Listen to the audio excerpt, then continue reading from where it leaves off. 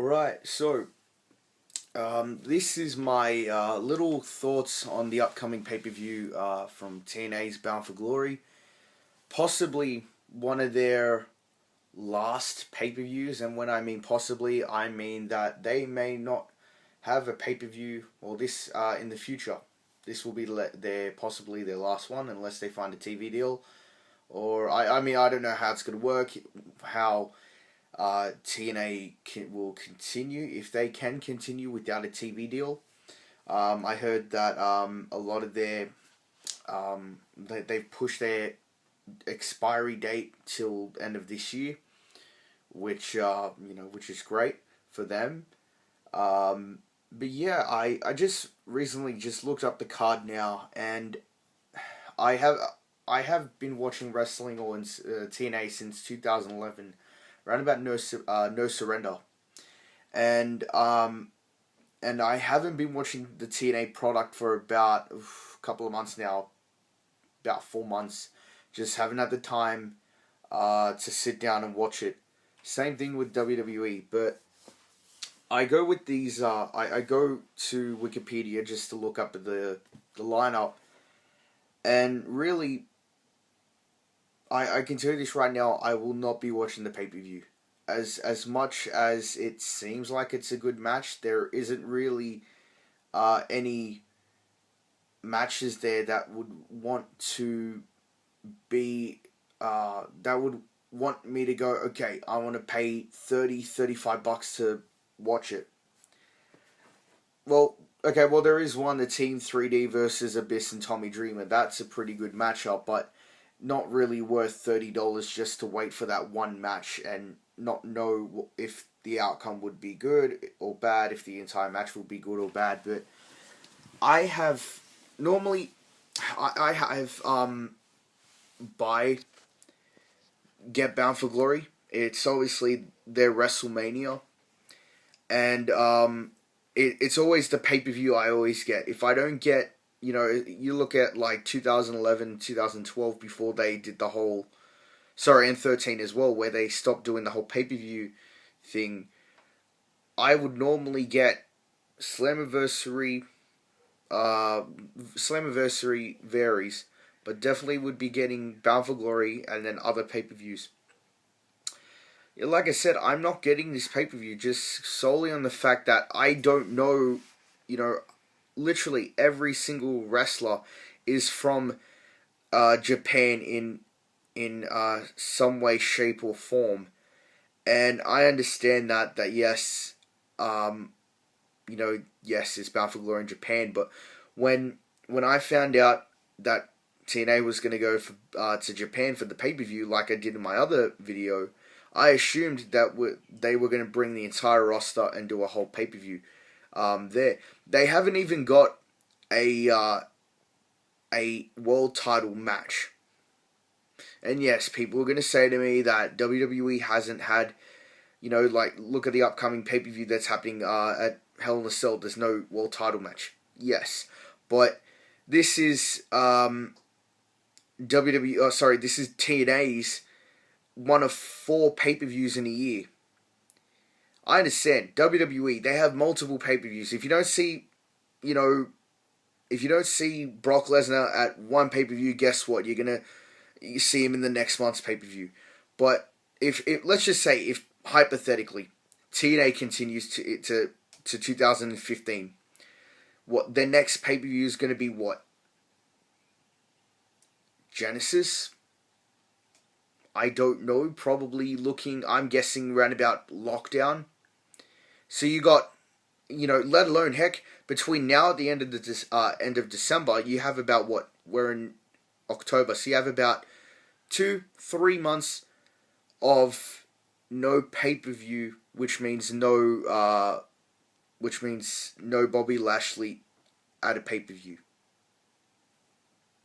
Like I said, if you miss out Brock Lesnar, he did 2 pay-per-views in a row, Night of Champions and SummerSlam.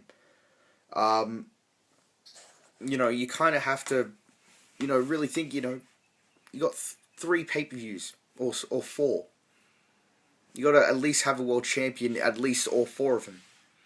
because that's pretty bad to go, okay, we're going to have a whole pay-per-view and rarely have Bobby Lashley wrestling it. Like I said, I don't even know half these names, and in terms of the Japanese, I obviously know the ones who are,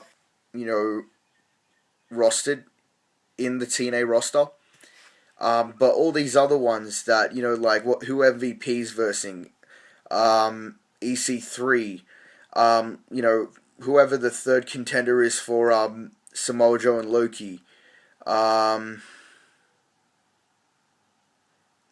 these different, guys who just randomly gonna put on a pay-per-view for the very first time. And I mean, it's gonna be nerve-wracking for them because it's their very first I wouldn't say, well, I'll probably say live pay-per-view, but it does show, what they can do. And you know what?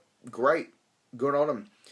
But to me, as a TNA, I wouldn't say customer, but as a regular, someone that like I said, I haven't been watching it lately, but as someone who's been watching it, for many years, that the card there, apart from Team 3D, Abyss, and Dreamer, isn't something that I would want to fork out $30-something to watch. I would save that money and pay my next subscription for the network. A bit more, but yeah, there's this a lot of people going around saying, I've got it up here. It says that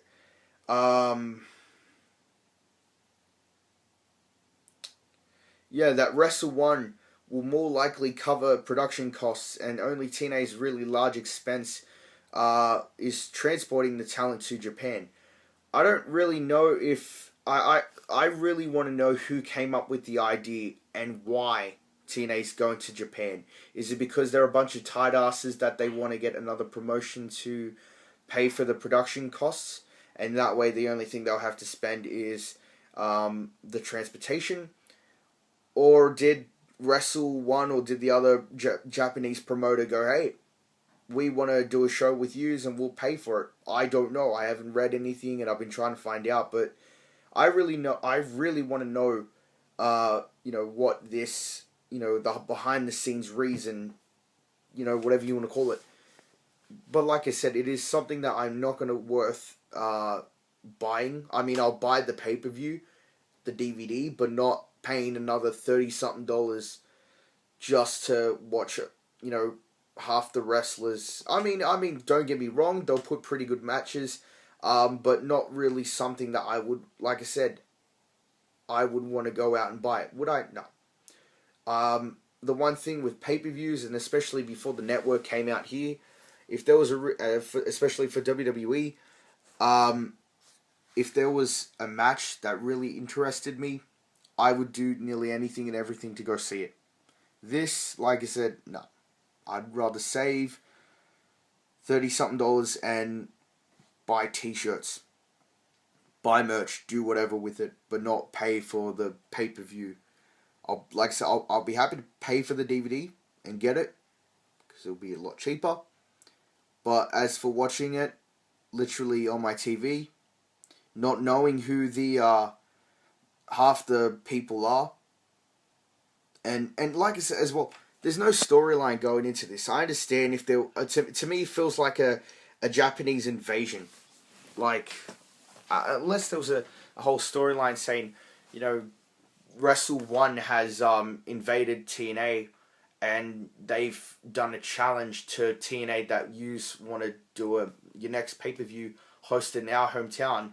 You know what? Boom. That is clever. I would call it clever marketing, but that's, to have that storyline there is great. But to have two matches, one of them being a knockouts, one of them being an X Division Championship titles, there's no story behind it. Maybe there is for one or two of them, maybe three, but for the rest of the card, there really isn't anything. They're just a bunch of matches that have probably been put together and go, hope for the best. But like I said, Bound for Glory this year, for the very first time, I will not be ordering it whatsoever. Let me know what you guys think. Comment below. Are you excited for TNA Bound for Glory? Are you actually going to pay money to go watch it? Or are you like me where you're like, nah. And I know that there are some of you who are WWE fans. I do apologize, but I thought I'd give my voice and opinion out about this. But yeah, that's my thoughts.